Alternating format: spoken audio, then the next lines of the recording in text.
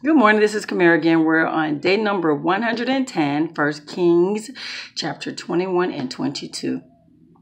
King Ahab, king of Israel, is interested in obtaining a piece of a vineyard next door to the palace. It is owned by Naboth. He approaches Naboth. Will you allow me to have this vineyard in exchange for a better piece of land? Naboth said, no, I can't. It belongs to my family. I can't sell it, basically. King Ahab's feeling all bad, gets all depressed, go to bed without eating. His wife Jezebel goes and inquires what's going on. And so I can just see how King Ahab is like, I wanted to buy that land from Naboth so I can build me a vegetable garden and he won't sell it to me or exchange it for anything else. Jezebel's like, dude, do you forget that you are king? Seriously? All right, what she does is she sends out this message to the leaders of the town, and she asks that they have this big fast, this big gathering, invite Naboth, and place him at the head of the table. Also place two scoundrels near him, and have them to accuse Naboth of disrespecting God, disrespecting the king. Once they do that, take Naboth out and stone him to death. Oh, it's just that simple, huh, Jezebel? Well, clearly it was, because they did it. So she received message that they did what they were supposed to do. She goes to her husband, King Ahab, tells him, you can have Naboth's land now. He's dead. Well, anyway, he goes to retrieve his land, or to claim his land, the vineyard. God sends Elijah the prophet to King Ahab. Oh, I see my enemy is here. That was basically King Ahab when he sees Elijah the prophet. What are you mad with Elijah for? Elijah didn't do anything wrong. He's only the messenger. Seriously?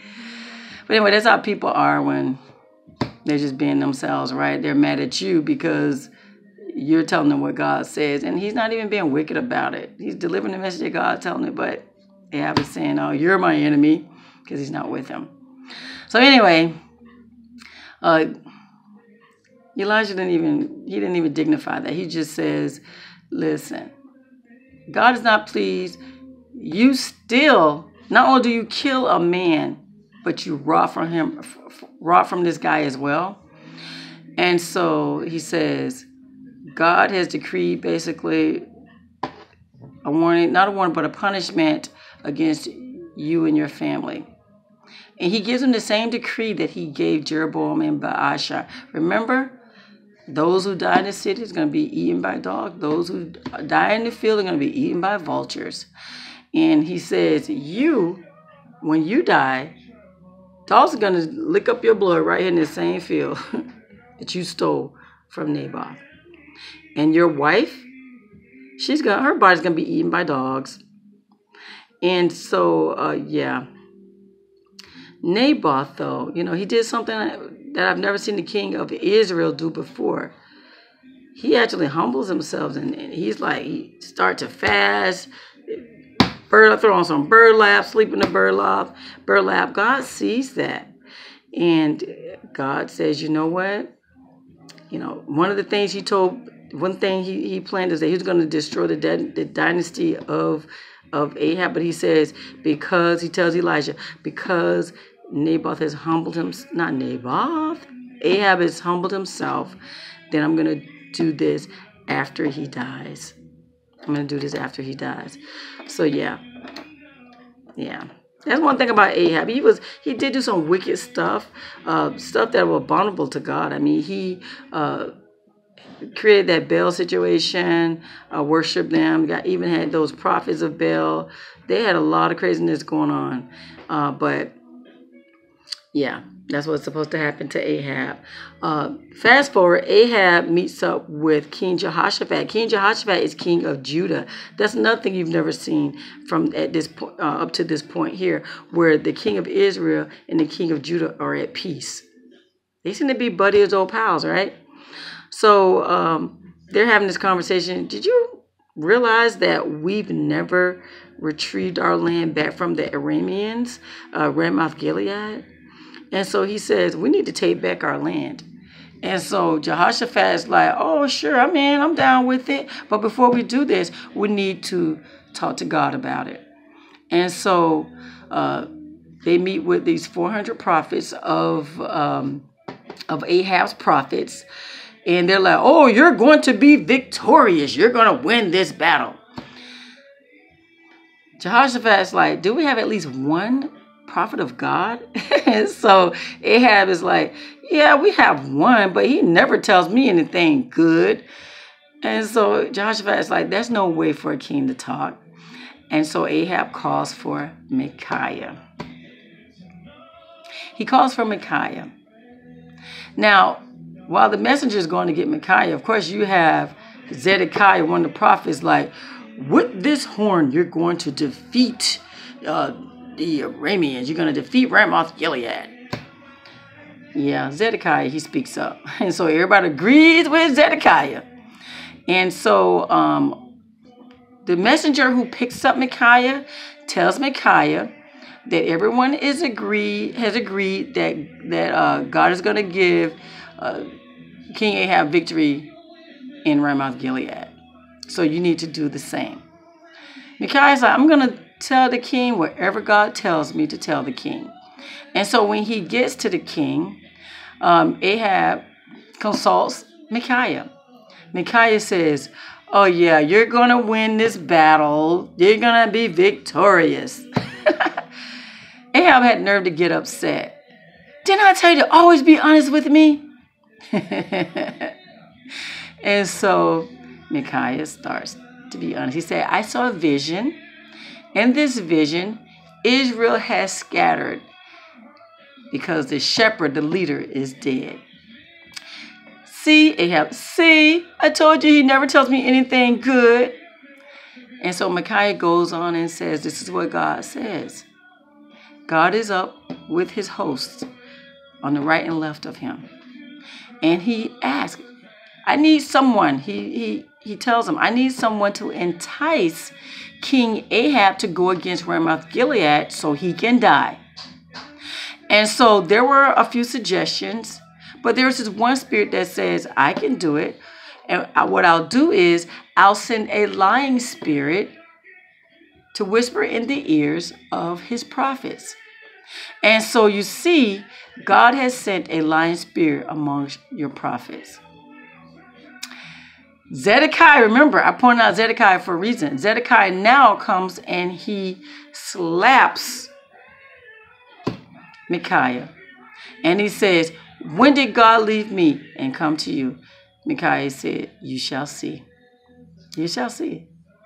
And so King Ahab tells his men, take Micaiah, lock him up until I come back. Just give him bread and water until I come back peacefully from this battle. Micaiah's like, that is not going to happen. And you guys will see, mark my words. And so, yeah, this is the part that gets me, though. You remember Jehoshaphat was the one that wanted the man of God to tell them what God said about this battle. How about Jehoshaphat goes out to battle alongside Ahab? You heard the man of God said that shouldn't happen, what was going to happen. And you still go out with him. You heard him say that Israel king was going to die. And you heard him say that Israel was going to scatter. You heard him say that there was a lying spirit amongst the prophets. And Jehoshaphat still went to battle with Ahab in Ramoth Gilead. The plan. Ahab says, okay, I'm going to go in disguise. And Jehoshaphat, you go ahead and continue with your, you wear your king garment. And I'm just going to go disguised. Arameans, they see, their whole point is we just want to capture the king of Ahab. We just want King Ahab. That's all we want. And so they notice this king and they chase after him. And they notice that that's not the king of Israel. That's not king of Israel. It was actually Jehoshaphat. Remember, Jehoshaphat was the one that had on the king garment. So randomly someone shoots an arrow, right? arrow finds one person, and that one person was King Ahab. And it shoots him between his, what is that, his shoulder blades, I believe it said. Anyway, he bleeds out. And so they take him back, I guess, head out of the battle, and he bleeds out into where? Where God said he was going to bleed out. And guess what? The dogs licked his blood. Right where God said it was going to happen. And so, yeah, the battle continued or what have you. It continued. So get this. More about Jehoshaphat. Jehoshaphat actually started to reign in the 4th year of King Ahab. He was a faithful man of God. His father was Asa. Remember, Asa was a faithful man of God too. Jehoshaphat, he was 35 years old when he began to reign, and he reigned for 25 years. So yeah, again, he was that one king that made peace with Israel. Yeah. But I don't think God was happy about him going out to battle with Ahab. We'll probably find that out tomorrow. Not certain, or in a different book. But yeah, he was a faithful man to God. And Ahab is now dead. King of Israel is now dead. And his son, Azariah, gets into position at this point. He starts to reign the 17th year of the king of Judah. So the new king, King Azariah, son of Ahab, begins to reign the 17th year of Jehoshaphat. And, of course, he did evil in the eyes of God. So that's all we have on him for now. And, guys, read that word, get in that word. See how God do things, allow certain things to happen, how we are influenced. Oh, don't disregard that evil spirit, guys. That's real. I think that's one of the first times we've seen where God actually said, allowed an evil, we actually see where he sent out an evil spirit to persuade people. Guys, be careful what you hear. Be careful what you hear. Be careful what you receive. And those spirits basically have been confirmed that they are real. So, there you have it. There you have it. It also said in this word that Jezebel, they haven't had a king that was so influenced by their wife as Ahab with Jezebel. Jezebel had some influence. She used her power. So guys, read the word, get into it, ask God for understanding, ask him to help you to accept and receive what he has you to learn, and ask him how you apply it to your life. What is it you want me to learn from this, Lord? What can I get out of that? How is it going to help me? So there we go, guys. Day number 110, 1 Kings chapter 21 and 22. You have a God-filled blessed day.